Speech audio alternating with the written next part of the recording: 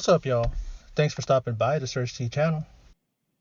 In this video, I'll be giving my thoughts on the film Rambo: Last Blood. So let's get on with the review.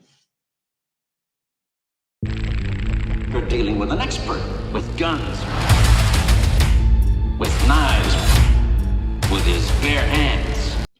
And he still only needs to rely on his expertise in using his guns, knives, and his bare hands in this brutal, unapologetic, straightforward action revenge story woven into the world of John Rambo, who, after seemingly finding peace and living on a farm training horses with his niece, Rambo's world is turned upside down when his niece is kidnapped by a Mexican cartel involved in drug trafficking and prostitution. She travels to Mexico to find her deadbeat dad, who left her when she was a child, and ends up regretting it as he tells her flat out he never wanted her. She is then betrayed by a so-called friend, and Gabriela, Rambo's niece, is drugged and sold to the Martinez brothers, Victor and Hugo. Rambo finds out and is hell-bent on finding her. He travels to Mexico and yes, he finds the cartel's hideout, but is beaten near death and is helped by a journalist whose own sister was killed by the cartel via drug overdose. After recovering, Rambo devises his plan to lure the cartel back to his farm. Meanwhile, his niece is kept drugged and sold into prostitution. She is being punished for Rambo's earlier intrusion on their compound. They let him live so she could suffer. But he goes back to the compound and kills all the men there, and lastly kills one half of the Martinez brothers, Victor, and leaves him beheaded on his bed. This prompts his brother to take an army of his men to take out Rambo. But they are going into his domain, his home, where Rambo has placed various weapons and booby traps that will await their arrival. If you all remember First Blood and the traps he set for them men, it is nothing compared to these. It was brutal, bloody, and gory. No mercy was shown, and nothing was left to the imagination. People being blown to bits, decapitations, dismemberment. Even after some were impaled, Rambo would blow their heads off with no hesitation. This was in the last part of the film after Rambo was triggered by the death of his niece.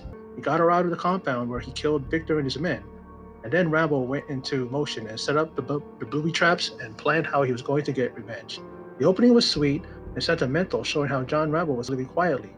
He and his niece were tight, very close, and they had a live-in caretaker helping raise Gabriela.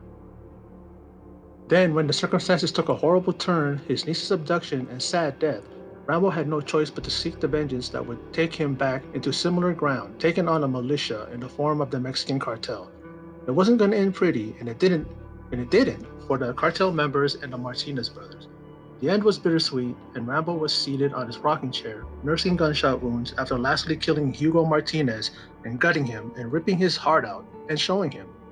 He then, in the last frame of the film, rides off into the sunset, leaving us wondering what happened next.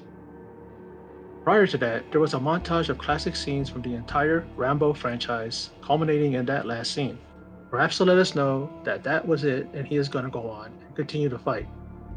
All those he loved are now ghosts, and he has nothing left but to just keep traveling. Well, that was my review and thoughts on Rambo: Last Blood.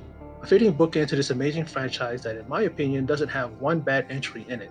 Yeah, you might disagree, but for what it's worth and the type of films Rambo is, that's what is expected. It's an action, guns, blood, and violence. It's not Shakespeare, and I highly recommend it, and had a blast seeing him give the cartel members what they deserve. There has been backlash about it being just a straight-up action film with no political stance taken, but why should it? It's Rambo, for fuck's sake. Leave that crap out of it, and thankfully Stallone and those behind the scenes did just that. Well, that's my video. For those of you who stopped by and checked it out, thank you so much, I appreciate it. And in closing, and as always, take care.